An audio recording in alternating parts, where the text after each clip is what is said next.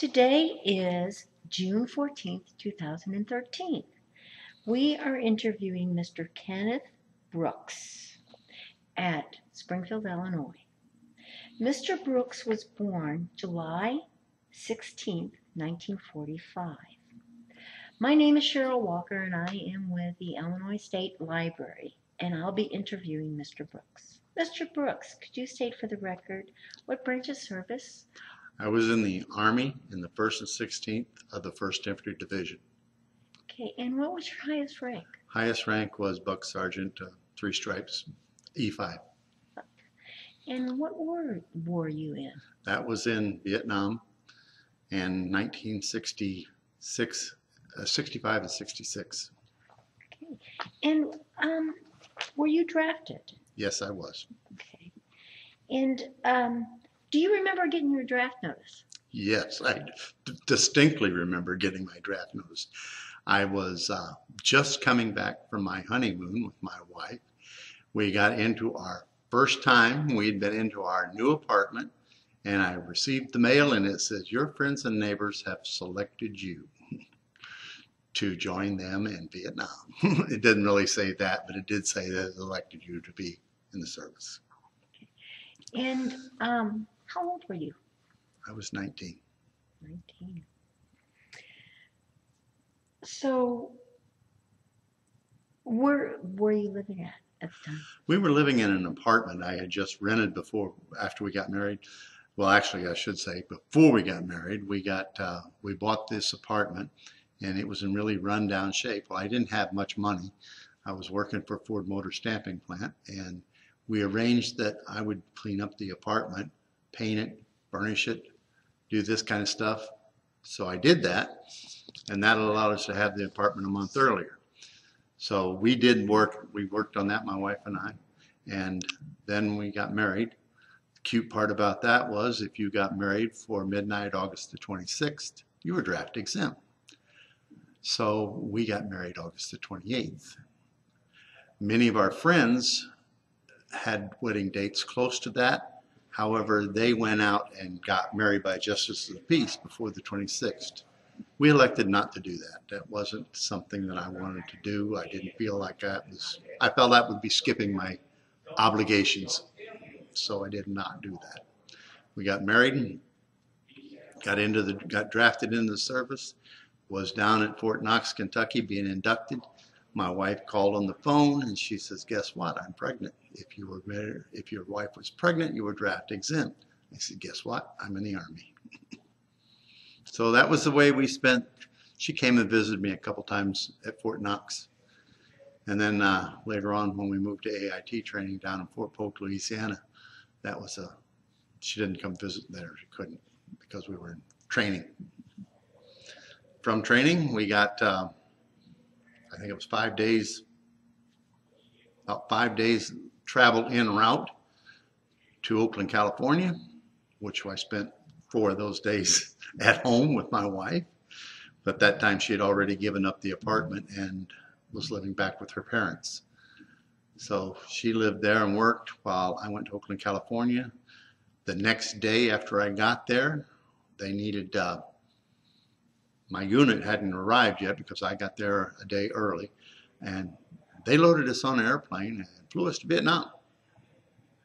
And I'm still wearing stateside khakis, and we got off the plane in Vietnam.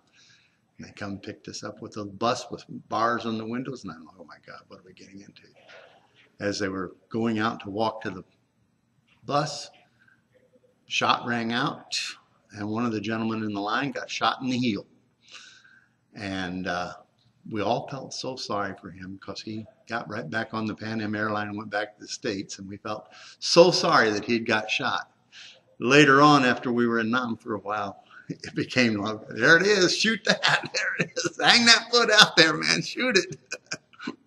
It was a lucky wound, but we didn't see it that way at the time. We went into Bin Cat, I think it was called at that time. It was a preparatory center to be going out. We did our thing, stayed there for about 2 days, and they called that they needed reinforcements and needed replacements. 1st Infantry Division, 1st and 16th. had been involved in a firefight and had some casualties. They needed replacements. I was loaded on a chopper and flown out to Lock A, where I received my first weapon and my first uniform. I finally got my fatigues.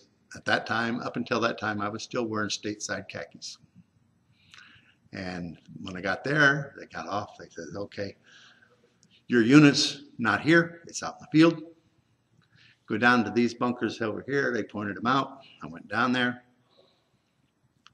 They handed me an M14 rifle, which was good. That's what I'd trained with in the States, and 20 rounds of ammunition. So I'm walking around a little bit trying to check out. There's nobody at the bunkers that I'm at. So I walk over to the bunker next to me and ain't nobody over there. And I walk over here and there's nobody over there. And about that time, explosions started going off and I ducked for cover inside the bunker and I'm stateside green, just scared as all get out.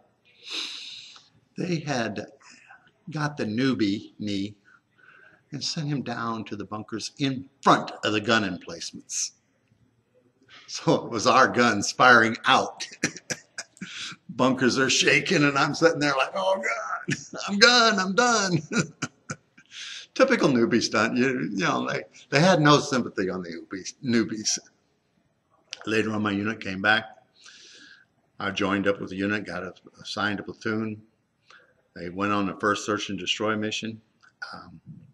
We were a reactionary force, which means basically we didn't go looking for trouble. We only went out if there was trouble. If somebody was being attacked, if there was a fight, we went in to solve it. Not proud of it, but at that time, we took great pride in that. We thought we were the baddest, meanest things in Vietnam, and we were going to solve the problem. And that's what we did for many times, many missions. And the whole thing of that was you learn real quick that you're not invincible. You get friends that are killed and other things, and they come out and say, hey, can't shoot at these people. These are now, they're going to drop pamphlets, and they get allowed to surrender. Well, we allowed some to surrender. And they come out of the wood lines and they're holding their rifles above their head and they're surrendering and everything. And the guy in the front line drops down. He's got a machine gun tapped to his back and he shot 12 of our people. We didn't accept too many surrenderers after that. Now that's not exactly what you want to hear, but that's what happened. We were the typical, I guess you can call us basically street punks. We were young kids thrown into a situation where they said it was all right to kill. And we took great pride in doing what we did. We thought we were the best. And we didn't feel we could trust our commanders. We didn't feel we could trust the enemy. And they weren't going to surrender to us. They weren't going to get close enough to hurt us again. That also changed as we went on in Vietnam. Got to know more of the villagers and people and realized that there are good guys and bad guys. When you first got over there, it's cowboys and Indians like you played when you were a kid. It's you're the good guys and everybody else is the bad guys. Well, it doesn't really work out that way. You see the kids suffering and you see the people of Viet Cong torturing, killing villagers because they are aiding and abetting the Americans, and you become to really hate the Viet Cong. And you look for every opportunity you can find to take one of them out. And we did. We did a lot of that. Our big turnaround point, if you want to call it that, and this is the one I had trouble with. We got called that there was a mission, that the 2nd and 2nd had walked into an ambush and they needed to be bailed out. So we jumped on the choppers and we went in with a full company of men. And they dropped us not where the fight was at. They dropped us 2 clicks out. That was very unusual. It shouldn't have happened. They said, well, the firefight was too heavy. They couldn't get us in closer. This is as close as they could get us. But they had been in contact with the ground forces, and everything in front of us was enemy. We were to do what we were supposed to do, help them out. So we started marching through the jungle, and lo and behold, the whole jungle was alive. I mean, the jungle was moving. People were shooting. You could very easily tell that everything's moving. So we did what we were trained, and that was establish fire superiority. Everybody started firing, walking forward. We weren't getting any return fire, but we laying down a heavy face of fire. In our minds, we were doing great, wonderful. We got them. We found out that the tide of battle has shifted, and we were walking in behind the 2nd and 2nd Infantry wounded position, and we blew them away. When we finally realized that it was our troops, we tried to get everybody to stop shooting. We'd get as much aid and abetment as we could to our people and put our medics with them and everything, but it came down to, well, if everything from here on is the enemy. And we were ordered to advance. We advanced. It was the enemy. Nobody fired a shot. They were scared that it was own troops. So to make a long story short, we walked into the Fleet Oil Battalion's heavy weapons section, standing up, no cover, no weapons, no covering fire, and we got chopped to pieces. We went in with a company, came out with a platoon, and that was the turnaround for us. I felt I had failed my group, my people, because I had led them into this. I couldn't stop them from firing when they should have fired. And I think I spent the rest of the time in Vietnam trying to make up for that. If there was a mission to be done, I volunteered for it. I didn't feel that I should have got out of it like I did. And I did the very best I could to make up for it, and never felt that I had made up for it. And only my recent therapy has really made me see that there was nothing I could have done. It was, you did the best you can. You did what you were trained. Questions have always been mine. Who was wrong, who was right? Well, I can understand. They couldn't get into the firefight. The jungle was too thick. They dropped us out. Going in, our whole thoughts was the simple fact that, hey, we're going to die because they know we're coming. And then when we found out that the whole jungle was alive and nobody was shooting at us, I said, hey, we got them by surprise anyway. We were more than happy to be doing what we were doing until we realized it was our own men. It's never pretty to think that you fired on an American. And that's the only way I can explain it. It's a bad feeling. I volunteered for tunnel rats. I went everything I could do to make up for it. Went into tunnels. We did all kinds of stuff. And the first time I went into a tunnel, I'm 6'2". I found out that 6'2" doesn't fit in a tunnel. I was never so scared in my whole life. I'm crawling through the tunnel and I see this little shadow of a guy holding a rifle. And I'm like, okay, if I stop crawling, he's going to shoot me. If I don't keep crawling, he's going to know there's something wrong. So what am I going to do? And I'm thinking in my mind what I'm going to do. Sweating. I mean, literally the saying about you're ready to pee your pants. I felt I was. It was like I'm scared to death. The more I crawl, the more I'm sweating. And finally, when I got up there a little ways, I realized imagination. It was a tree root sticking out from the side of the tunnel, and the shadow thrown on the wall looked like a guy holding a rifle. So I got past that. We got into the tunnel. And we did find hospital, if you want to call it that. It was beds and medical supplies. And I think we got 14 tons of rice and, I don't know, 300-400 weapons out of there. And we blew it in place, of course. Then later on, they got to crying about it. They said that we couldn't use tear gas in the tunnels to smoke them out. So we solved that problem. We used 50-pound satchel charges, and we didn't smoke them out anymore. We just buried them. So that was my experience until I finally was walking on patrol, and we were covering from another unit. I believe it was 4th Infantry Division coming in, and they said, "Hey, you got to provide cover." So they flew us out of our base areas where we were at, and they sent us up there to give them cover and to sort of give them ground, like someplace they could build a base camp.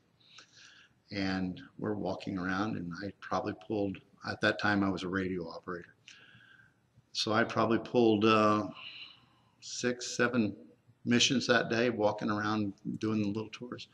And my captain told me, he says, "No, you can't go out again. You're too tired. You can't go out." He says, "You train this guy with radio, and we're leaving in a half hour." I said, "I can't tell him radio in a half hour." So I thought, I'll go. It's just another minute, no big deal.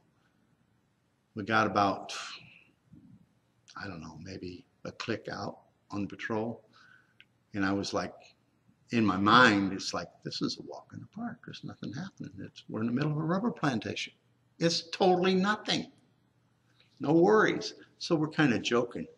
We're on the radio, we're saying, "Hey, watch out for the snipers in the trees." And not funny now, but it was funny then. It was, hey, this is a good thing. And then we saw this little suspicious looking area, if you want to call it that, brush piled up at the end of a road. And I was just talking on the radio to tell them, "Hey, back off, this looks bad." And all of a sudden there was a very large explosion. It was a Chicom Claymore mine set up in there. Command detonated mine with a guy back there. We had walked into an L-shaped ambush. I was hit in both legs, chest, head, and guys with me, 2 were dead, and some were injured. My unit took care of the whole problem. They solved it. They eliminated the ambush. But afterwards, I couldn't see. I couldn't hear. I couldn't talk. I really couldn't move, but I could hear everything that was going on around me. And they loaded me in a stretcher, and I kind of woke up a little bit and realized it wasn't a stretcher, it was a poncho. They commandeered, because we were in a rubber plantation, they commandeered a truck that was driving through the plantation, but they didn't trust the Vietnamese guy that was driving the truck, so they yanked him out of the truck, made him run beside the truck, and they gave him my pack to carry. My pack had 4 Willie Peter grenades on it, 5 regular hand grenades, about 200 rounds of ammunition for a 12-gauge shotgun, and he was carrying a 1,200-gauge shotgun. They weren't thinking. They were thinking that he couldn't be trusted, but they gave him enough stuff to wipe out the whole company. Then they flew me back, and I was, in any other war, I'd been dead. Any other war had been dead. I had shrapnel that had penetrated a steel pot, penetrated a helmet liner, penetrated the skull, went through the inner skull, depressed the brain sac, but didn't enter the brain sac. So they got me back to Saigon. They did the work. They thought I thought I was captured by the Viet Cong. They had me strapped down because I was a little irrational. And I folded the aluminum bed rails over my chest, and they had to get hacksaws to saw them out. They threw the bottles of IV and stuff at the nurses, thinking they were hand grenades, I guess. I don't know. I don't remember all this. The only reason I know that, because they handed me my medical records to come back to the States, and I sat there and read them when I was on the plane.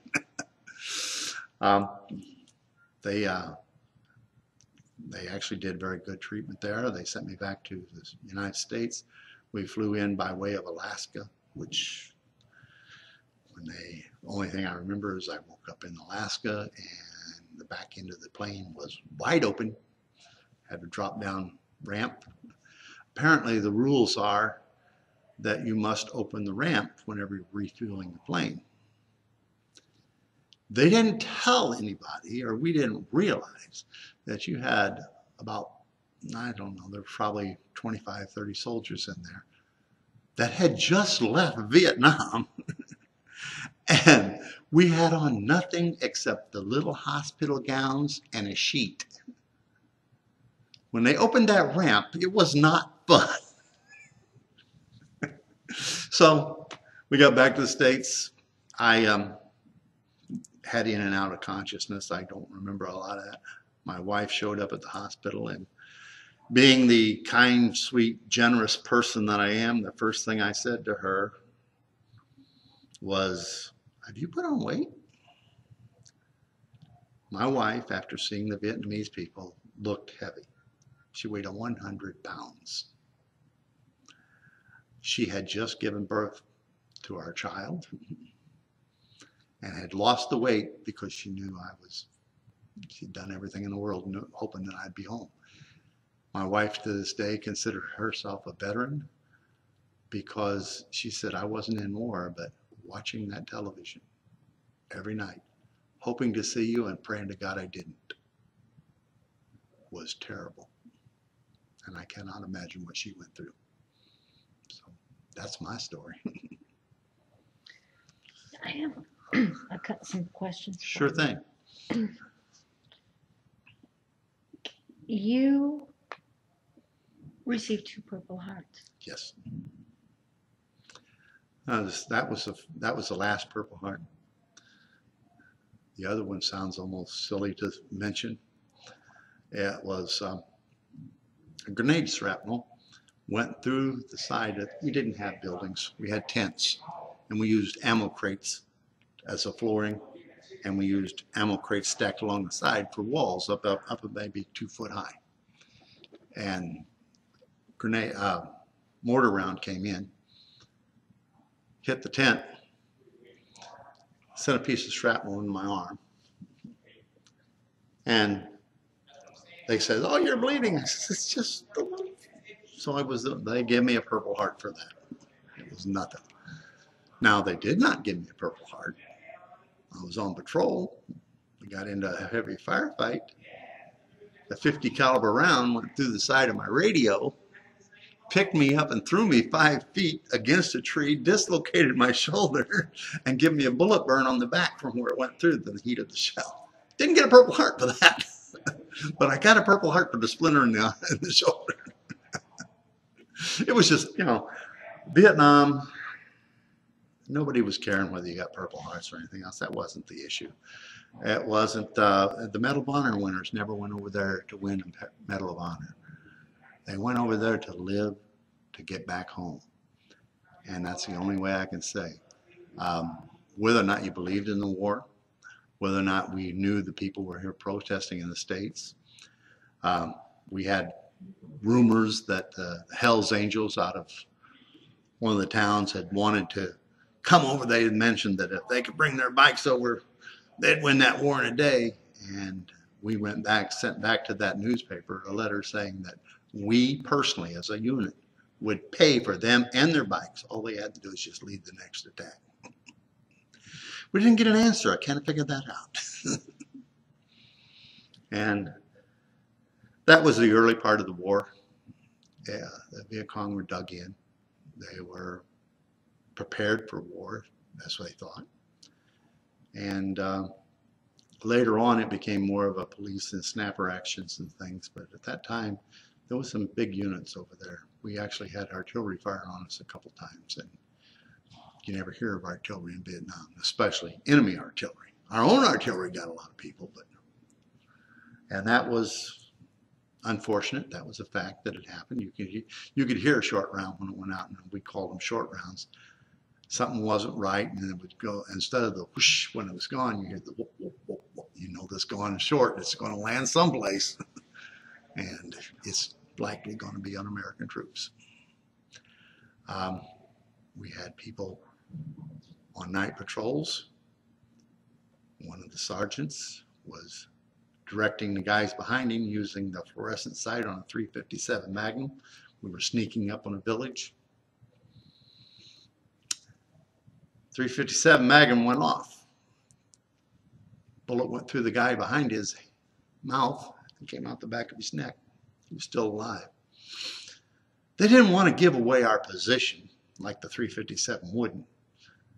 They gagged and tied that soldier and made him wait till morning. By morning, he was dead. Later on that day, the gentleman who gave that order also died. And I won't say how.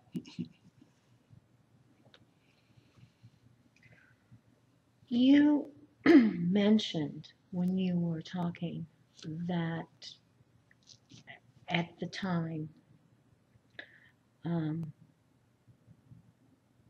there was when the Viet Cong came out and waved their arm and the one soldier had. Dropped down. Can you explain what that order was that was in effect? Oh, that was basically the Chu Hoi program. The Chu Hoi program was, if you come out and surrender, bring your weapon with you, and we will give you this much food or this much money or whatever it was, they would do it.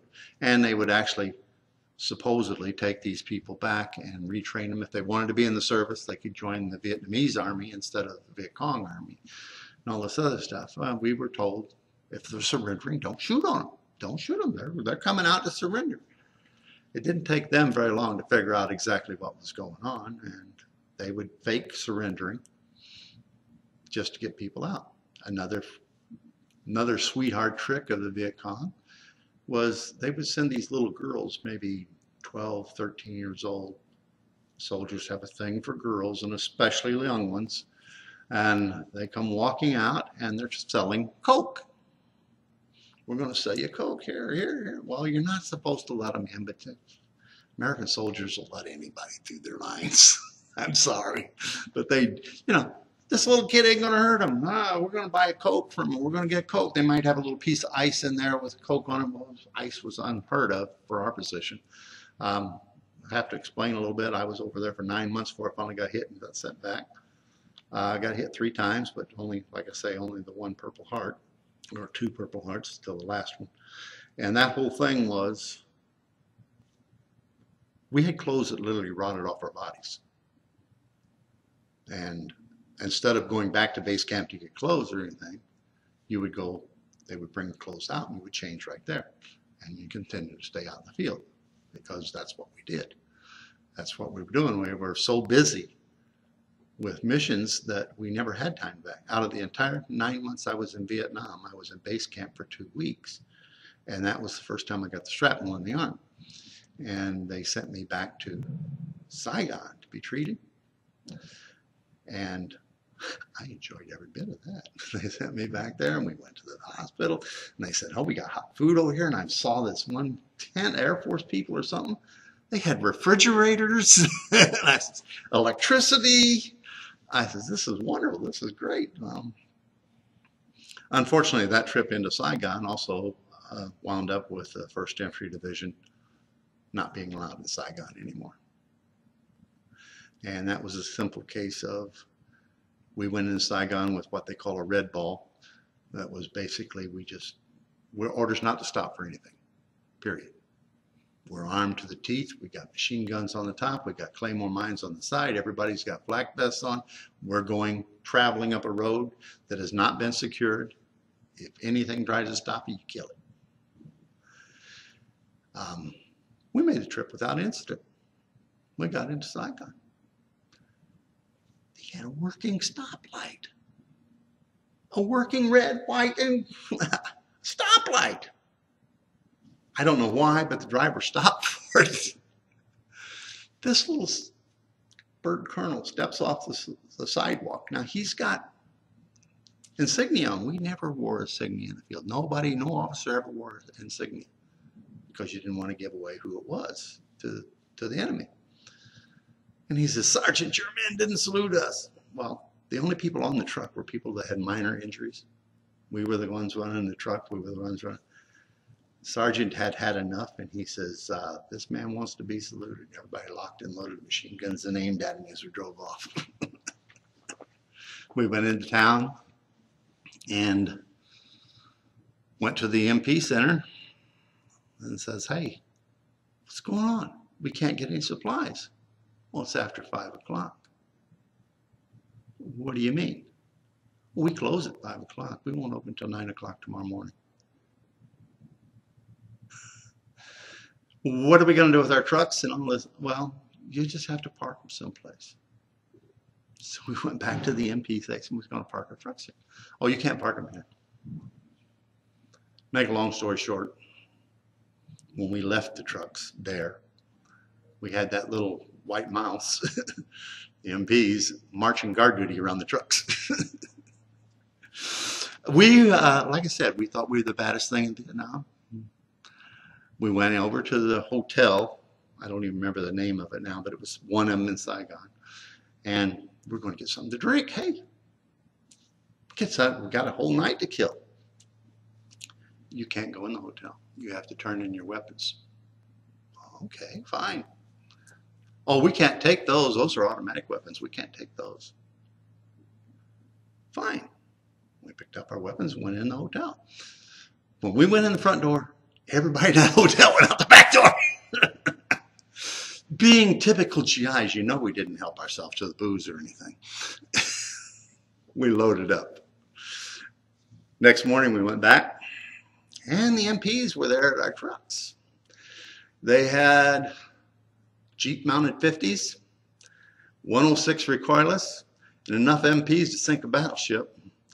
They escorted us down to get our supplies. They escorted us to the edge of Saigon and informed us that we are not ever to run another supply route into Saigon unless they've been notified and provide escort. Yeah, we got a little bit of trouble there. And our company commander says, yeah. But that was, you know, everybody says Vietnam was so terrible, and it was a terrible war. But anybody who says they didn't have some fun at different times, I think it's fibbing, because there's got to be something that you enjoyed. I personally, I love getting up in the morning in the jungle and seeing these birds and everything. It's so beautiful. I mean, you can't picture the beauty of it until somebody starts shooting at you. Then it's not so much fun. But yeah, it was a very enlightening. I wouldn't give it up for anything, but I wouldn't go back again for anything. Unless, you know, there was a chance that there was still some of our guys there after this many years. I guarantee you they're not. Short period of time that I was in Vietnam, I guarantee you that too many of them aren't alive. They suffered miserable deaths, and they don't want to admit how much of a miserable death they suffered. When that 2 hours I was captured, I apparently was knocked unconscious, and they ignored me or whatever. But when I did regain consciousness, they had one of our guys, and they were shouting at him in Vietnamese. He had no idea what they were saying. We didn't understand Vietnamese. We had no clue what it was. They're shouting at him. They shot him in every joint in his body, and then cut his privates off and stuffed him down his throat where he drowned. About that time, the rest of my platoon arrived. We didn't leave people to Viet Cong. We didn't leave people out. They knew that the three of us had been captured, and they came and got him. None of those people ever got back to a base camp or anywhere, or never got arrested. Took care of the problem. That's what it was. It was you protected your own. And that's what we did all the time, no matter what. It was a very enlightening experience into the fact that I realized that these people, when I say these people, I don't mean that as an ethnic slur or anything. This is their culture. That's the way they were raised. They know nothing different. They had seen the French. The French were over there long before us. They had this beautiful house in the Mitchell and Rubber Plantation. We went in there. We broke into the house. We busted into the house. There was nobody there. This one room was really locked, and we couldn't figure out what was going on, so everybody got around it. We busted down the door, and everybody ready to fire. It's a bathroom. They had what they call a stool. It was a little different than ours, but still, you could tell it was a stool. It was running with excrement. It was in the sinks. It was everywhere. Well, we, without thinking, one of the guys took his rifle butt and just pushed the lever. Still flushed. Or tried to flush. They had no concept. They knew the French went in there. They knew they did their business in there. But apparently they didn't know what else they were doing. No American could go in there and not push the lever. I'm sorry. But that's what they did. And they just boarded it up afterwards. It was a total different culture. We were not prepared for people who didn't understand us. The few prisoners we did take and were able to understand when we had an interpreter there, they really thought we were going to eat them. They really thought that we were going to kill them, cut their inner organs out, and eat them. They believed that with all their heart and soul. That was what we were fighting over there, was a war of education more than anything else. Do I hold grudges? Oh yeah. I'll never, ever not hold a grudge. Number one I hold a grudge against is Hanoi Jane Fonda.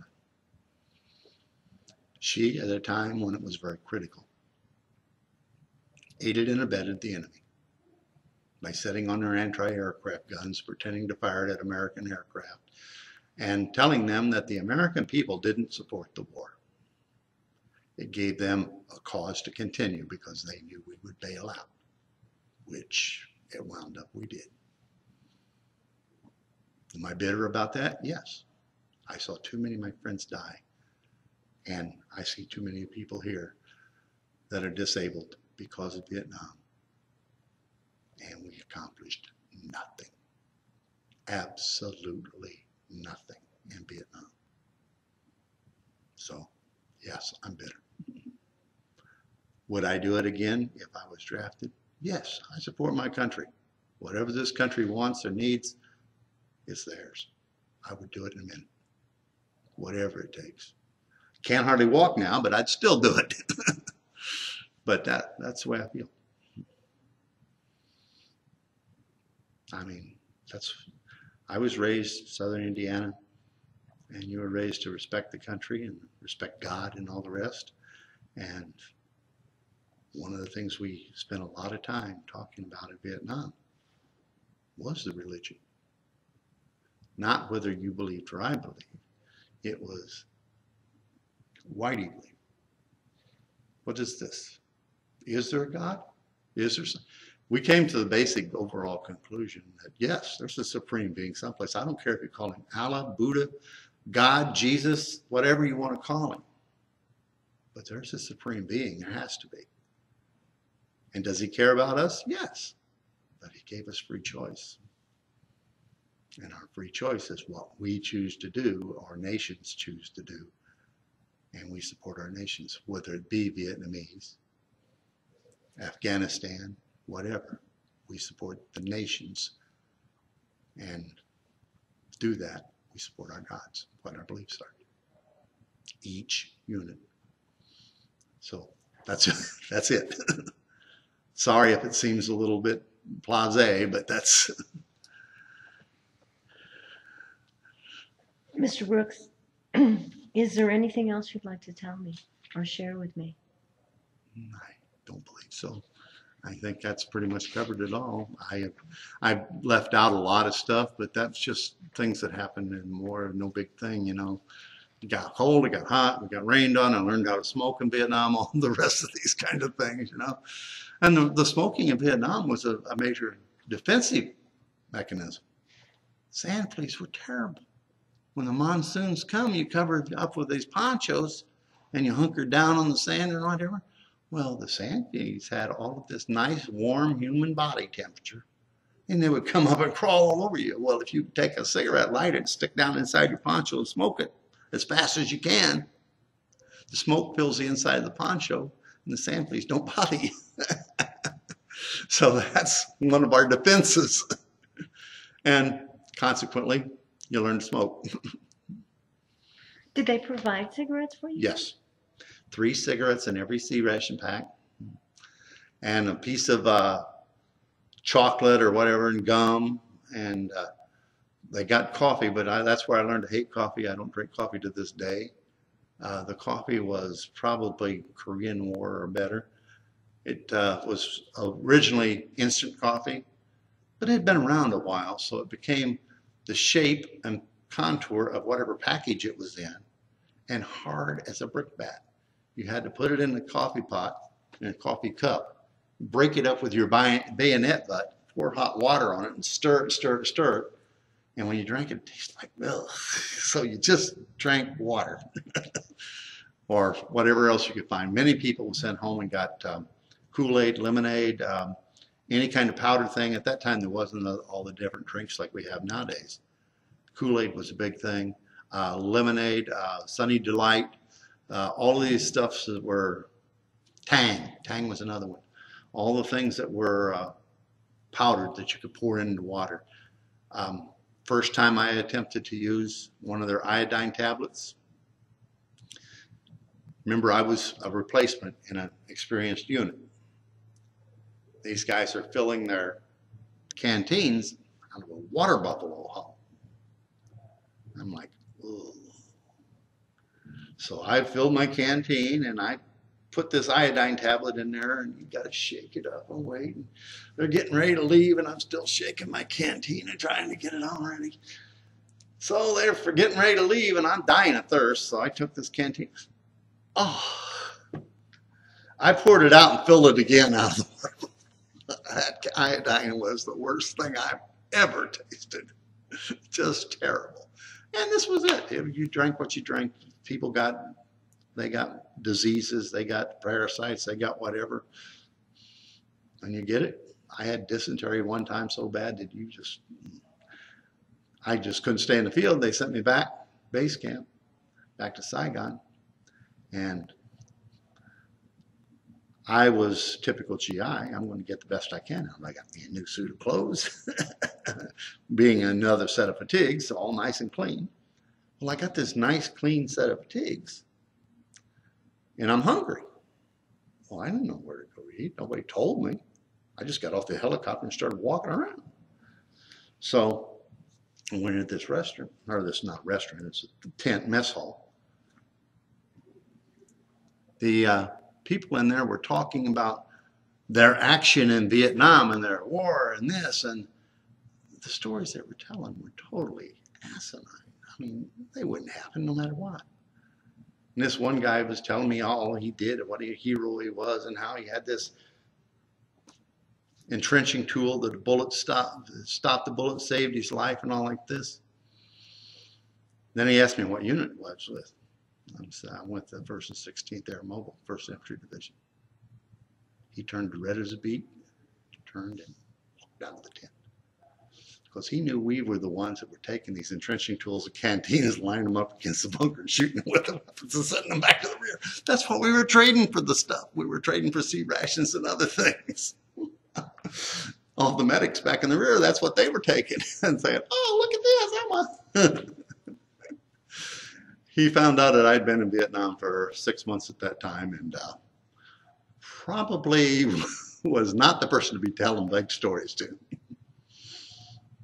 Needless to say, I got back on the helicopter and went back. We had acquisitional therapists, if you want to call them that, in Vietnam. People we assigned to do nothing.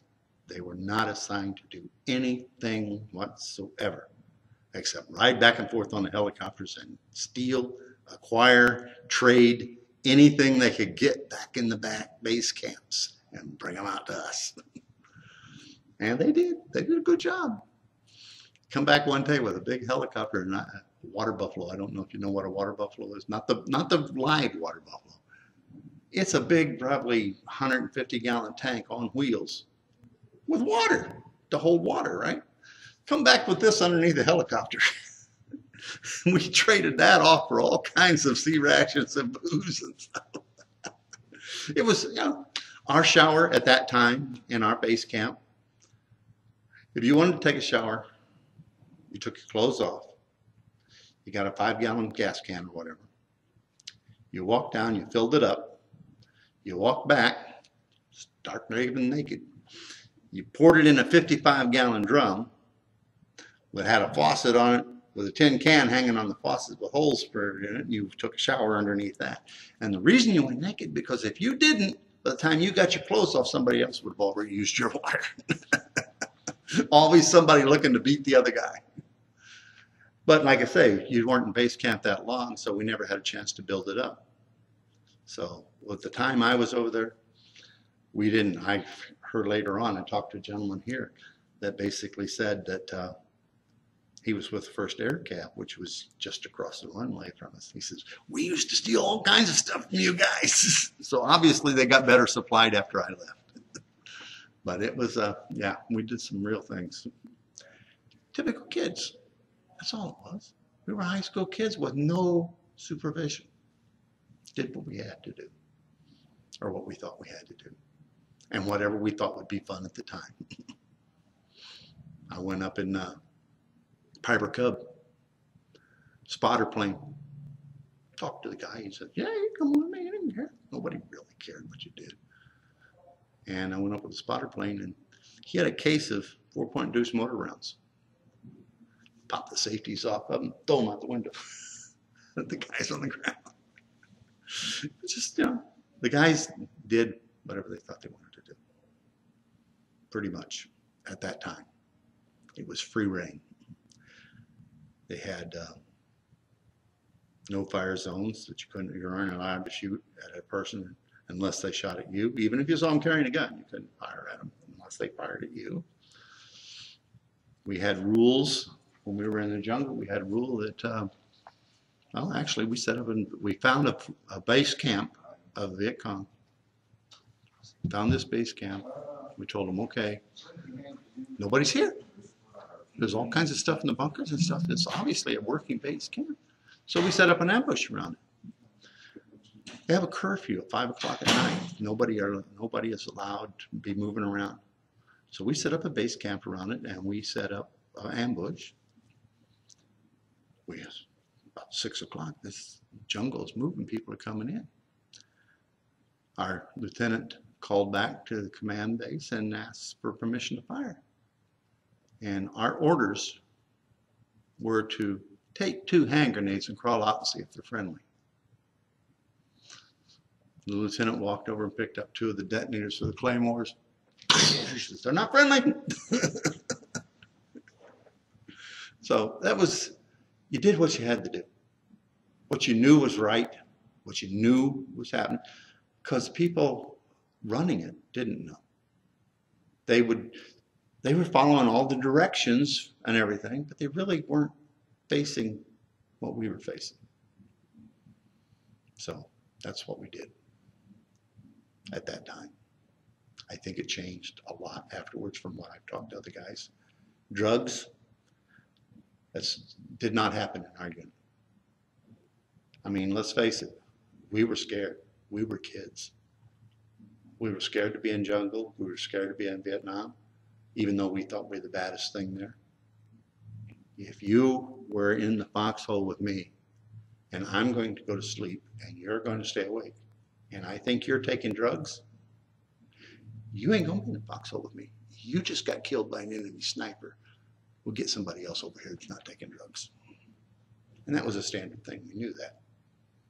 If you're going to do drugs out there, you ain't going to be around. So we didn't allow. When I say standard thing, it wasn't a standard thing because people who used drugs were so rare. We didn't have any. We pulled drugs out of the bunkers and stuff of the Viet Cong by the bushel baskets full. But nobody even thought about taking any or wanting any of it. First off, we never got any place we could sell it. And nobody out there was going to take it because your buddies shoot your ass off. Just point blank. So, no, nobody touched it. It was just, that was it. So, that's it. That's all I got to say. I kind of touched on all the little subjects everywhere, I think. Well, Mr. Brooks, the first thing I'd like to say is I appreciate what you did for our country. Thank you. I appreciate the time that you served for our country. I want to thank you for giving me the honor to interview you today and hear your history and your story. And I appreciate the ability to do this and share with you. Well, I give you all authorization and everything to edit that in any way that you need to, because some of what I said is not politically acceptable. If you understand what I mean. Thank you very much.